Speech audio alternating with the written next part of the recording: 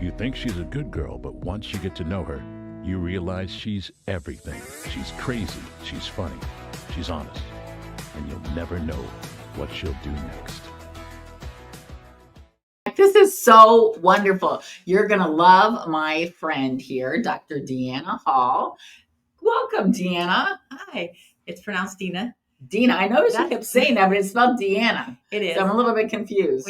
How did that come about? Well, my parents wanted boys. So my dad did really. He's a former military. So we had Tony and we added A, so Tanya. And then we had Dean, added N-A, and it's Dina. And my dad's name is Danny. Dina. So he just said, forget it, change the Y to an I. Her name is Danny. So we had Tony, Dean, and Dan. And so it's Dina. And everybody calls me Deanna. So then that's why we went with Dr. D. So then everybody. Then nobody has to worry about it. Right. There's no mispronunciation. But everybody That's what I always call her, Dr. D. Dr. D. So my buddy here, Dr. D. So everybody can just, rest assured, just go with Dr. D. So they don't have to mispronounce it. Now, how long were you in the military, Dr. D?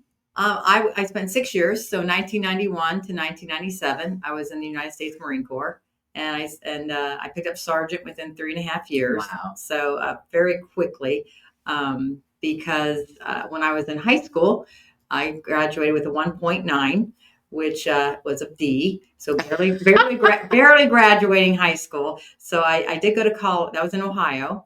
And then I went to Florida College, which is a 2-year school. I think my parents bribed them under academic probation, and I ended up getting a 2.0. So I did go up, but then I realized, school was not for me, and I didn't want to waste any more money. Right. So I went into the Marine Corps, and I remember when I went home to Ohio, and I went into the living room, and I said, Mom, I signed up for the Marine Corps.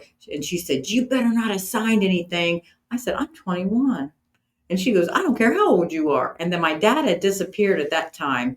I said, I wonder where my dad went. And he came out with 2 yearbooks, 2 red yearbooks. And he said, come here and sit down on the dining room table. And it was a boot camp, Marine Corps boot camp from Paris Island, and a yearbook from Vietnam. I never knew my dad was a Marine until I signed up for the Marine Corps. Wow. That's another story. That is because he retired Air Force. So I always thought my dad was in the Air Force. So that's when I found out my dad was a Marine. Okay. When I had joined the Marine Corps. What did you think he did? Well, he was in the Air Force. So he retired. He did 14 years in the Air Force. So I thought he did 21. And so he was excited that I was in the Marine Corps. And that kind of made sense to me. My life made sense once I found out my dad was a Marine. Right. Because of his way of upbringing and his silence that he had. He had a silence to him, a quietness, because he did 2 tours in Vietnam. In fact, the second time he left, I was 17 days old in March of '69. And so the first year of when I was born, he was in Vietnam, his second tour. And so when he was re-enlisting for his 3rd term, he was going back for his 3rd time. And that's when he said, no, I had 2 daughters in Vietnam, and we just had Danny Renee. He said, no, I think I'm going to get out. And that was in '71. And so then he decided to go into the Air Force. So that's why I didn't know, because I was too young to realize he was in the Marine Corps. And he never talked about it. He never talked about the Marine Corps, never talked about Vietnam.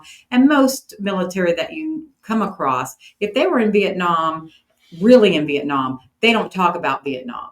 And they just kind of push that aside. And that was his silence. So when I talk about women that have been abused or they have had abusive relationships, they don't discuss it. And that's something that they hide and they're ashamed of. So that's something that I can breach with them, that I understand, not only from being in an abusive relationship. That's what I was going to ask you, because on this show, what I try to start with is, have you been through adversity getting to where you are now? Yes. And how do you find it so easy to relate to these women that do go through adversity? Well, have you been through it yourself? Obviously. So, I mean, in the Marine Corps, I was raped in the Marine Corps.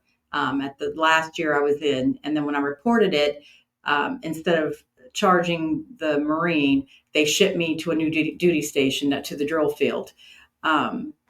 So not only was I raped by a fellow Marine whom I thought was my friend, I was also hurt by the establishment of the first sergeants that I've grown to admire and respect over 3 to 4 years. When I reported it, then they turned their backs on me and held up the organization of the Marine Corps and shipped me away within 2 weeks to the drill field. And so I lost that camaraderie that I'd grown for 5 years in the Marine Corps. And so with that, I also held the secrets that my dad held, that he had from Vietnam, that I grew up with as a child. So not only did I hold my dad's secrets, I held my own secrets from the Corps as well as I left the Marine Corps. And so I kind of connected with my dad on that. I stayed single for about 18 years after the Marine Corps. And then when I got married, I got into an emotional abusive relationship. I didn't know it was abusive, of course, at the time until about 3 or 4 years into it. And then once you're in it, you know, you're like a frog in water, and you don't realize it until you're in it. But here I was, a Marine. I have a master's in mathematics, a doctorate of education, and everyone loves him. So I'm thinking, who is going to believe me? Because once you realize you're in this abusive relationship, you think it's your fault because they have groomed you to that point because they know your vulnerabilities. Because that's what I was wondering, what you went through emotionally. What were you going through during this time of first the rape? What did you go through then? And then you get yourself into another instance. And this is years later because you think you're healed, you think you're good, you finally find someone, but they're pretty good because then they kind of exploit, and they're really nice, and you want to be, women want to be vulnerable. Women want to find the good in others, and they really, really do. And so and wanting to find someone else, and you want to be vulnerable, and all people, I think, or the majority of people, not just women, and men, they want to honestly find the good in others, and they want to believe the good in others. And even if you've been hurt in the past and you might have that baggage in you, you really want to release that. You really want to lay that burden down.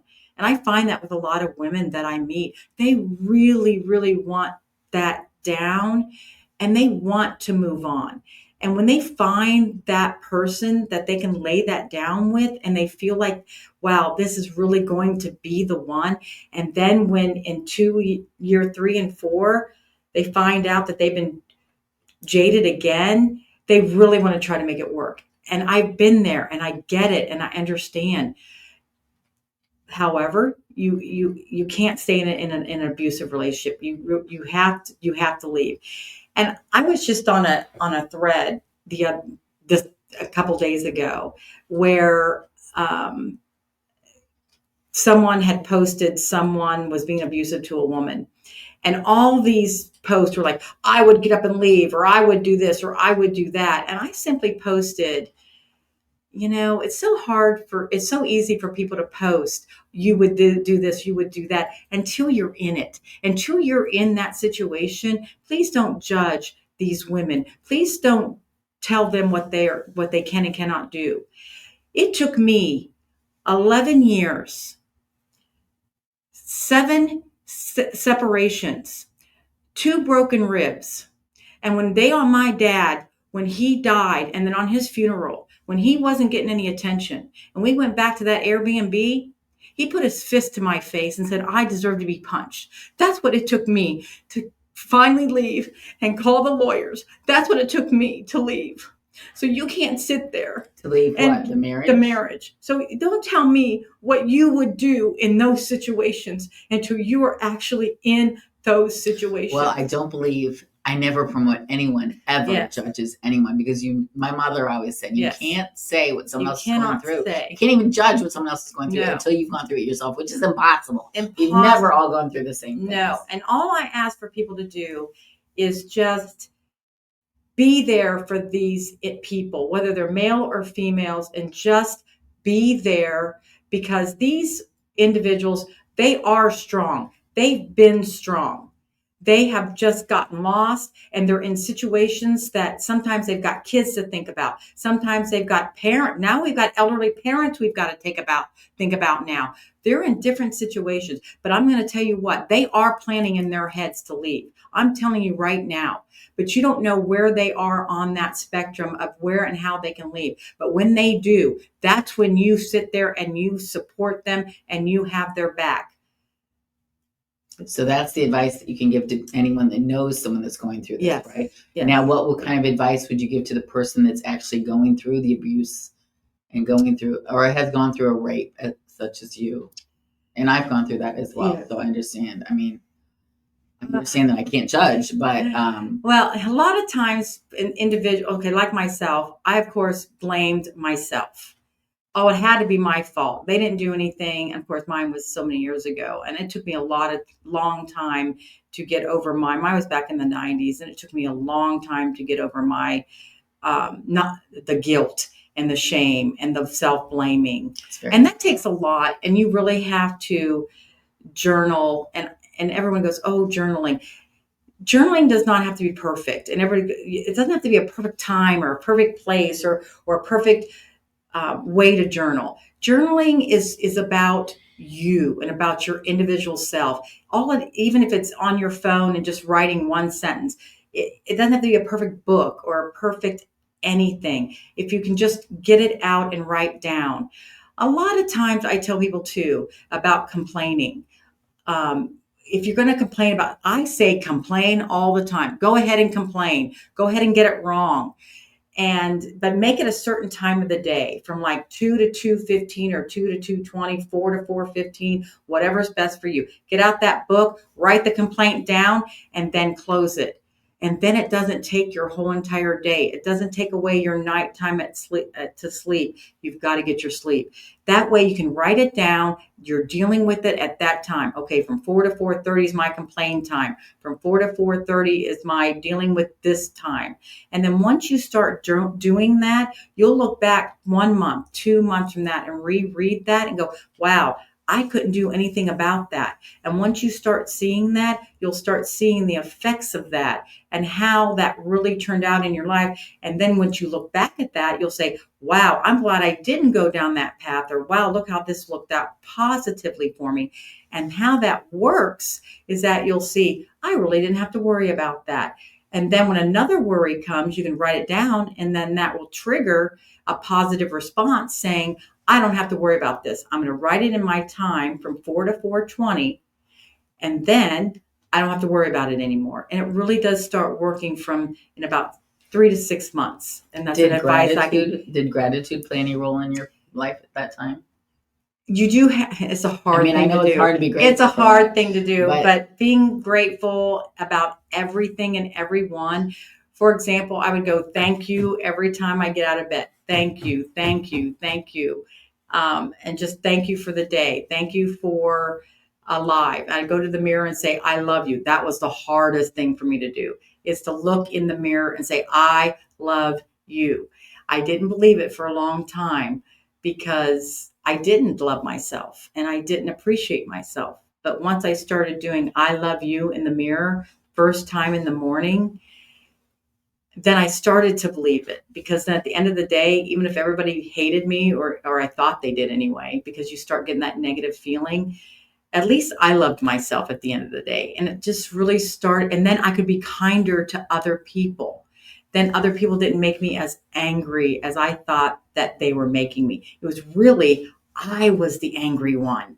I was the one that was mad. It wasn't other people that were making me angry.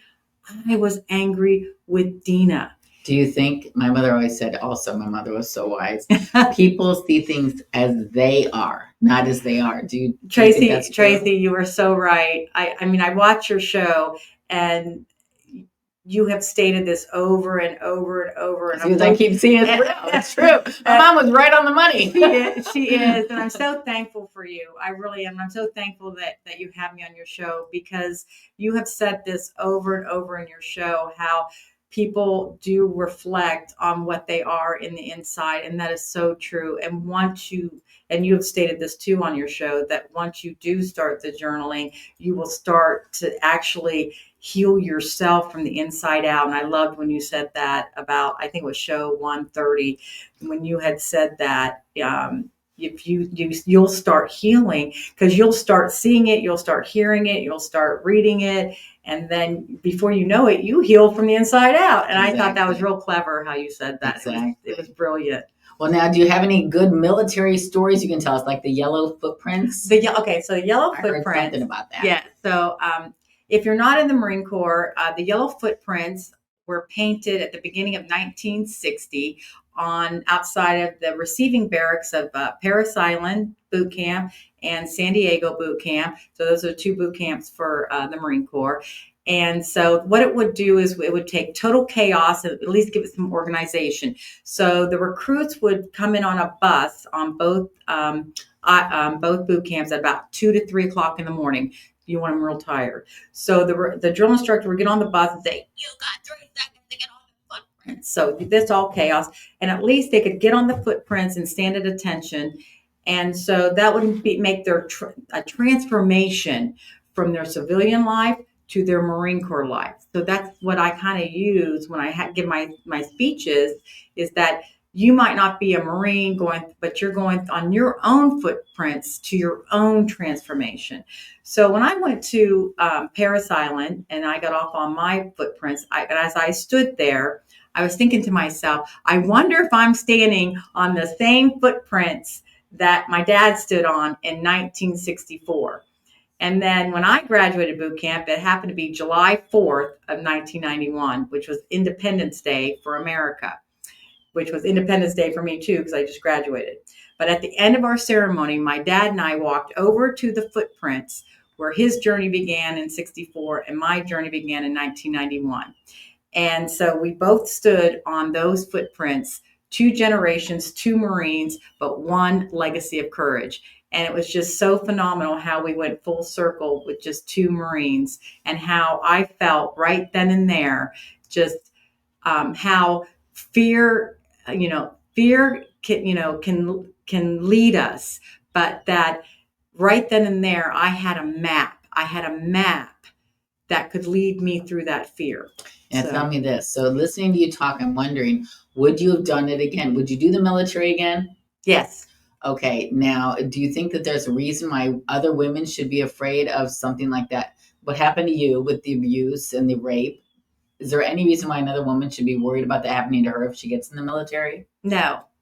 Even in the military, military, I've always heard is a very positive thing. Yeah, but it is a very tough condition, especially for a woman. Yeah, and they still, even though the rape happened, it's the individual, not the. And it could happen institution. Yeah. And it happens in organizations. It happened to me. Exactly. Right? So, and you're not in the military. No.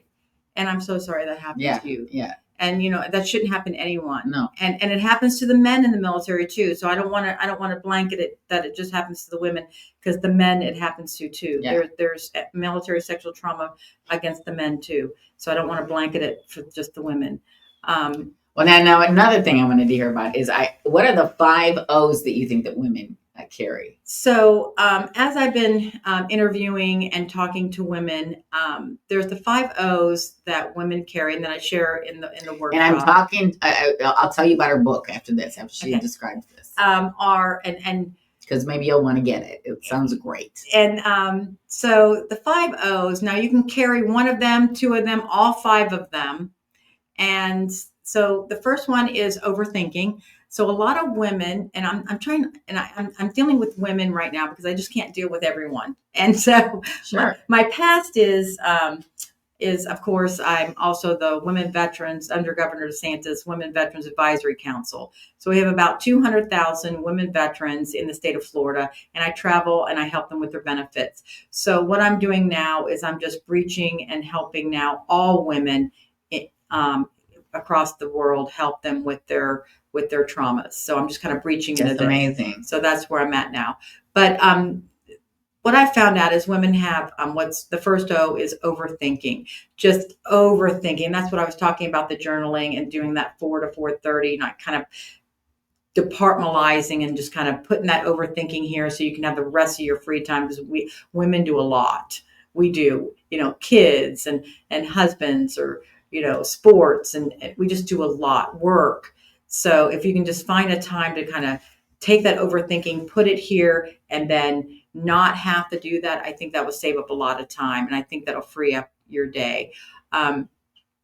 Oversharing. So constantly we meet somebody new, our whole life story. And we really need to back off on that. And we need to vet people. And we need to determine, do they deserve to know me? Exactly. Do they deserve to know my story? Are they worthy enough to know me? Are they worthy enough to know my story? And we need to ask more questions of these individuals before we allow them information into our hearts so they can and cannot hurt them before we know who they are. So we really need to watch what we overshare, so we don't have to then overthink. Did I share too? Then it goes back to the overthinking. Did they like me? Did they like me? I was doing all the talking. Right. So I've been through that. So we need to go back to that. And then compensating. I'm going to overcompensate so that they know that I'm strong. I'm going to keep overcompensating. And you don't have to do that. You are worthy enough. You are strong enough, and you are unstoppable. So you don't have to do that. And then we have overcommitting. Yes. And then if you do decide, okay, I've said yes too many times, I'm going to say no.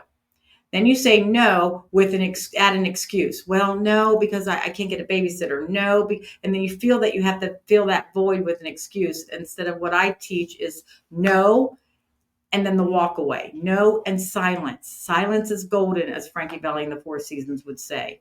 No, we can do that. So I teach that in the workshop is no, and then silence. And then the over apologizing. Sorry. Oh, I'm sorry. Sorry. And sorry for things that we didn't even do. Yeah. Women say sorry so many times. Oh, sorry. So we learned how to, it makes us look weak, and it makes us look weaker than our male counterparts. And I'm seeing that they're saying sorry a lot now too, just because they're just so confused right now. So I might move into that realm as well, but not today. So then I want everyone to know that you wrote this wonderful book. When did you write this?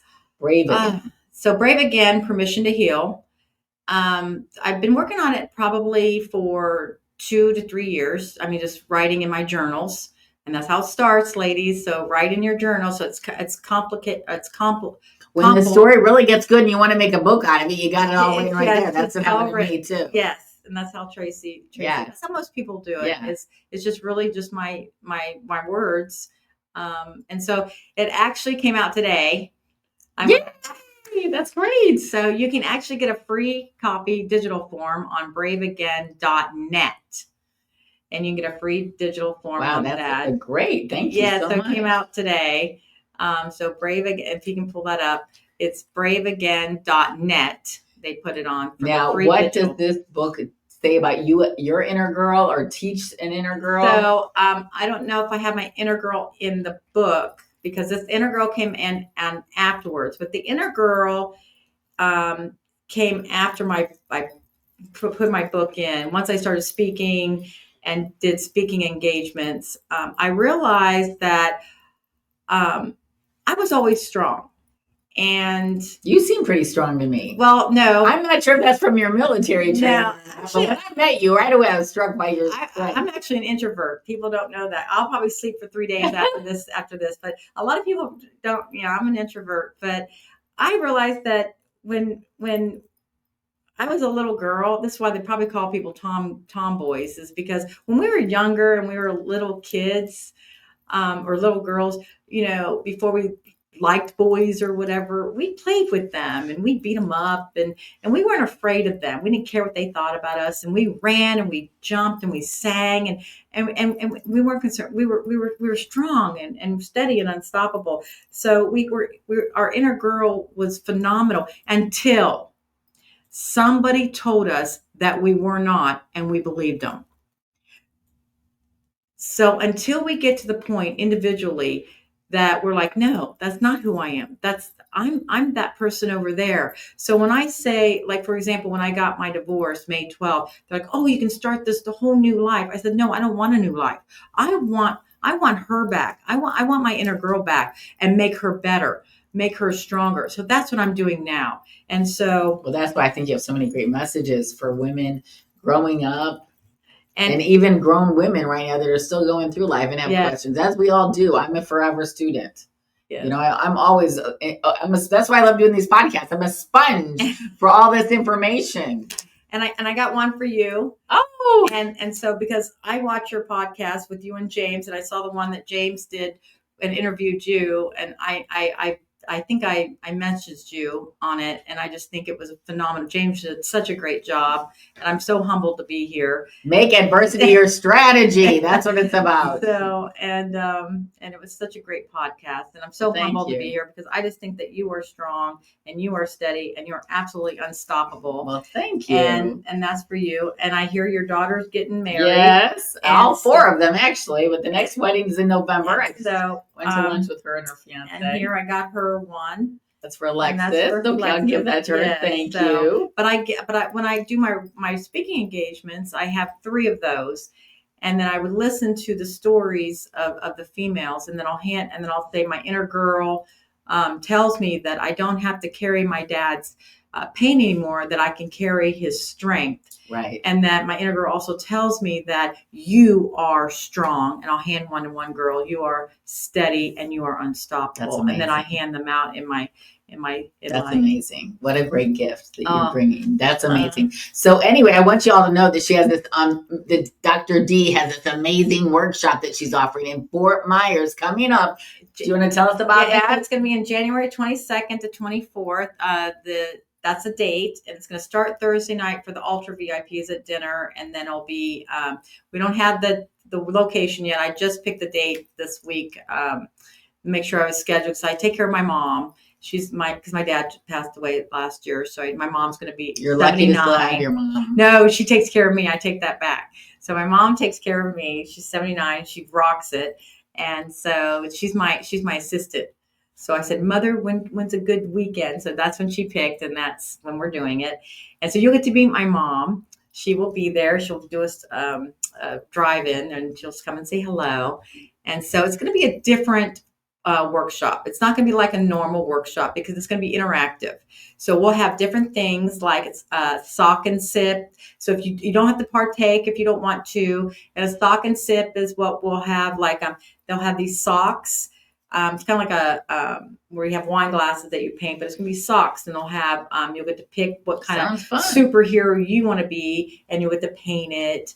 And then different activities when it's going to be interactive, and that way it gets you going, and you get to pick which activity on the breakout sessions that you want to do, and then you get to talk. You're not going to listen to me all day, but on the morning session and then the afternoon session, you get to pick where you want to go, where you hurt, what you want to get fixed.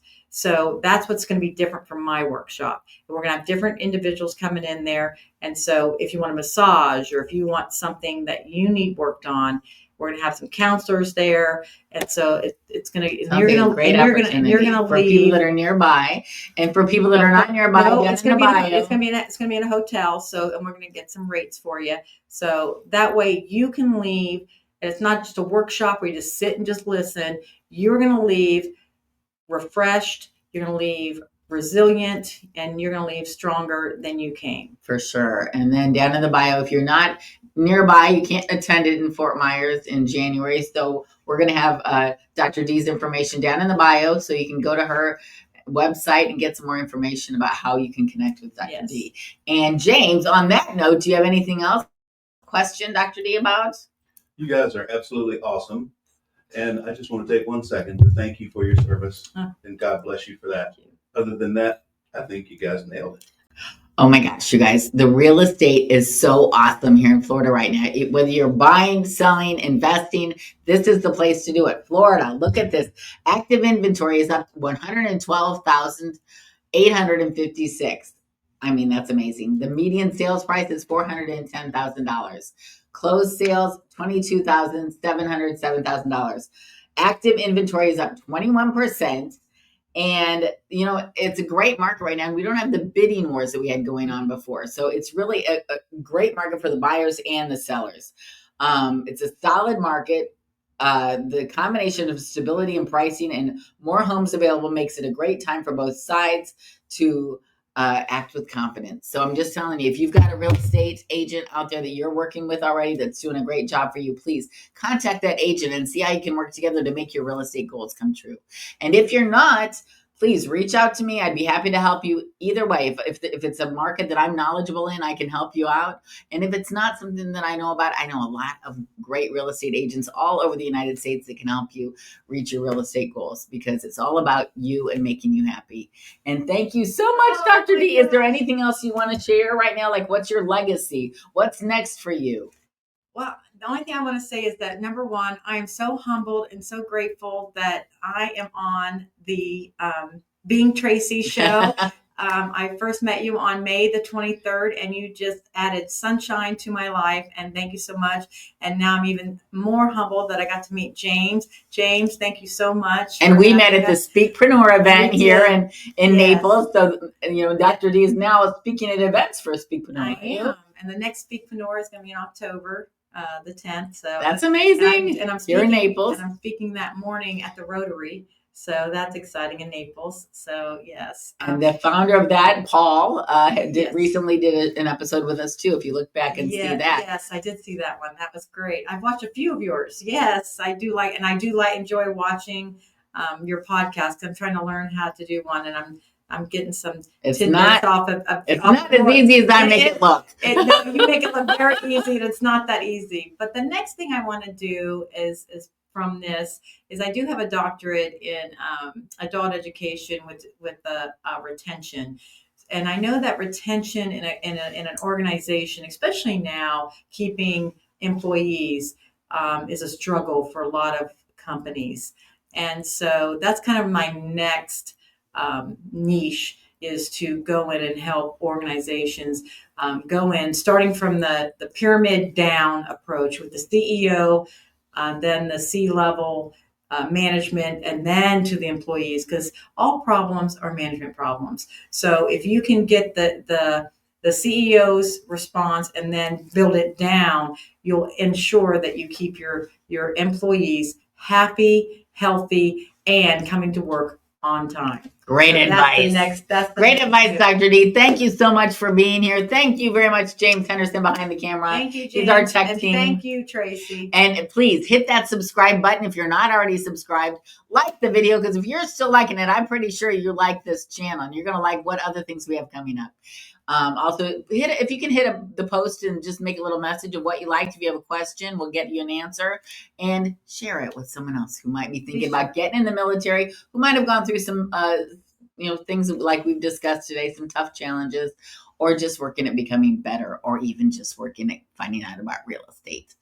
Okay, we'll sign off here, but I'm hoping you guys are going to have a great week. You think she's a good girl, but once you get to know her, you realize she's everything. She's crazy, she's funny, she's honest, and you'll never know what she'll do next.